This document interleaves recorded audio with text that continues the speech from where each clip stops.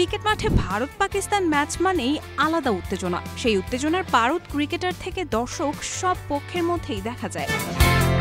চলতি এশিয়া কাপে গ্রুপ পর্বে এক পেশে ভারত পাকিস্তান ম্যাচে এক হ্যান্ডশেক কাণ্ড নিয়ে কম জল খোলা হয়নি। টুর্নামেন্টের সুপার 4-এর ম্যাচেও এর ব্যতিক্রম হয়নি। এবার মাঠের বাইরের বিষয় নিয়ে বিতর্কের জন্ম দিয়েছেন পাকিস্তানের ফাস্ট বোলার হারিস রৌফ। ভারতের ইনিংস চলাকালে বাউন্ডারিতে ফিল্ডিং করছিলেন হারিস রৌফ।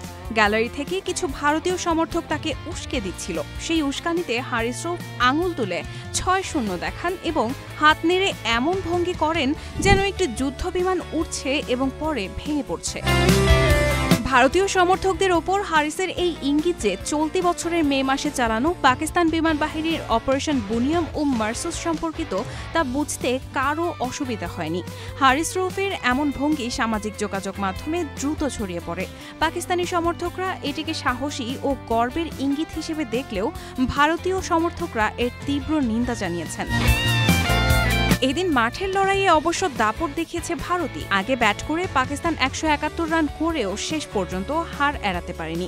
ওপেনার অভিষেক শর্মার 39 বলে 74 রানের বিধ্বংসী ইনিংসে ভর করে 6 উইকেটের সহজ জয় পায় ভারত।